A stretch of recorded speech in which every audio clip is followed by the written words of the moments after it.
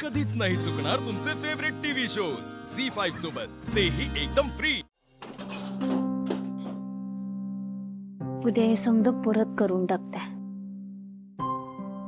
एका मोठ्या जबाबदारीतनं मोकळी होईन मी।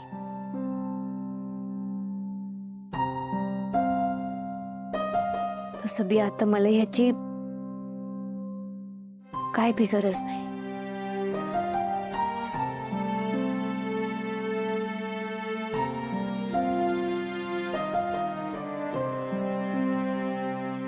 बा ए बा, तू तू नको ना काळजी करूस। माझ्यासोबत तसलं परत काय बी होणार नाही। माझी कुणी बी छेड काढणार नाही। हा कुणी माझं तोंड काढा कळ, मला काय बी होणार नाही बा। तू नको काळजी करूस। का ग तायडे, असं का का सोडायला लागल्यास? म्हणजे आता रस्त्याच्या कडेला तुझे फोटो नाही लागणार? गणी, मला सांग, तुला मी फोटो मध्ये जास्त आवडते का का तुझ्या समोर अशी प्रत्यक्षात बसलेली? माझ्या समोर अशी बसलेली पण आणि फोटोतली पण।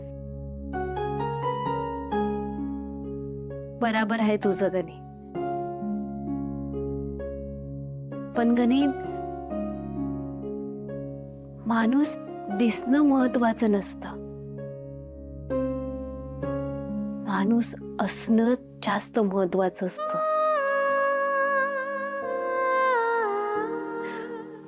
आपले समधीकडे फोटो लागणं, ते पेपरामध्ये फोटो छापून येणं, पेपरामध्ये नाव येणं, पैसा प्रसिद्धी कमवणं, ह्या समध्या गोष्टींनी माणूस सुखी होत नसतो। माणूस सुखी होतो ते आपल्या माणसांच्या सहवासात।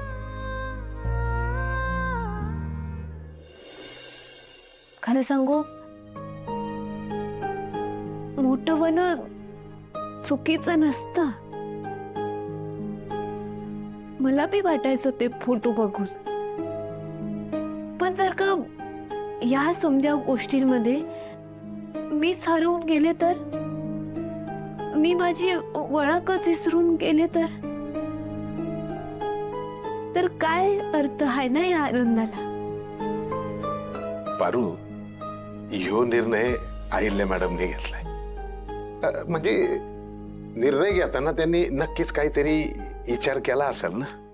आणि सगळ्यात महत्वाचं म्हणजे आपण नोकर माणसं, मालक जे काम सांगतील ते पूर्ण इमाने इतबारे करायचं हे आपलं कर्तव्य।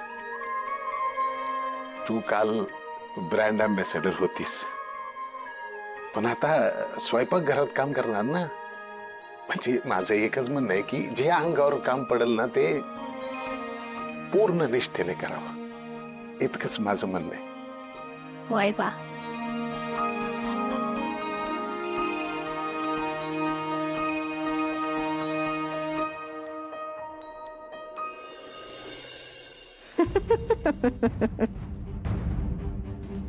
फायनली त्या ओव्हर स्मार्ट पारूचा चॅप्टर क्लोज केलाय मी। आता उद्या अहिल्या मला अख्ख्या जगासमोर ब्रँड अँबॅसेडर म्हणून जाहीर करेन, आणि तो मूर्ख आदित्य काहीच करू शकणार नाही। ऑल्सो अहिल्याला असं वाटतं की तिने हा निर्णय स्वतः घेतलाय, जेव्हा की तिला आयडियाच नाही की मी तिला हा निर्णय घ्यायला भाग पडले।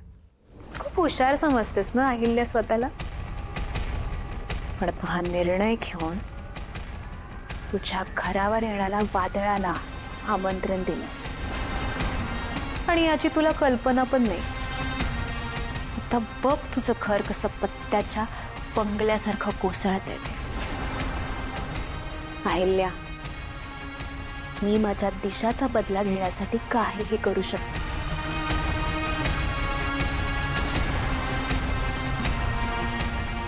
तू माझ्या पुढच्या वारासाठी तयार राहा।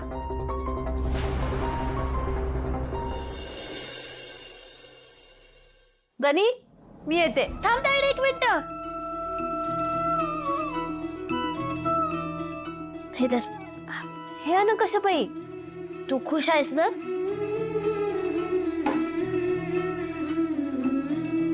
मला तर काही कळलं झालंय बघ. तुम्ही मोठी माणसं कुठल्या डोक्याने विचार करताय कोणाला माहिती. मला जे वाईट वाटतं तेच तुला चांगलं वाटतं. मला तो तू ब्रँड अँबॅसेडर म्हणूनच चांगली वाटत होतीस. पण आता काय, देवी यांनी ऑर्डर दिल्या म्हटल्यावर आपण तरी काय बोलू शकत नाही. का नाही बोलू शकत?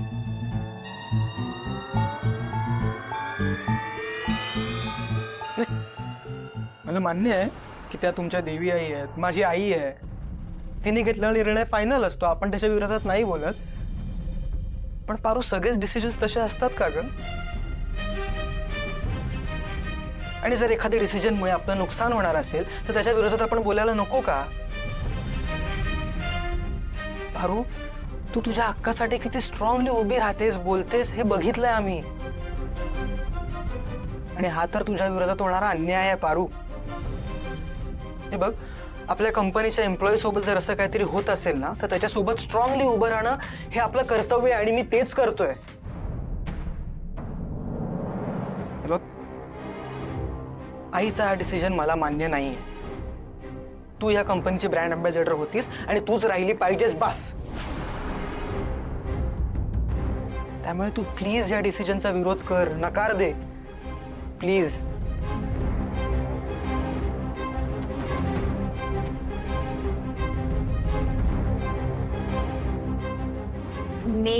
मी येते.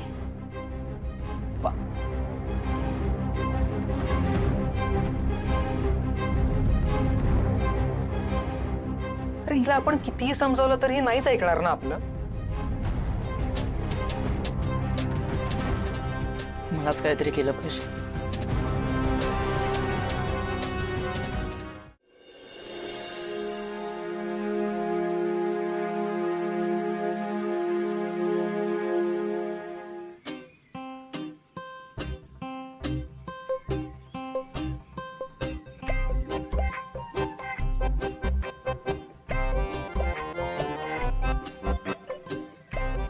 शी, कसला छान चान्स होता. ही ना, ही वहिनीने मला शिक्षा केली नसती ना, आज मी या पत्रकारांसमोर मिरवलं असतं. अशी छान छान बोलले असते. पण काय करणार, हे तोंड काळं केलं ना माझं. आता मला तोंड लपवावं लागतंय. आईला मॅडम आल्या.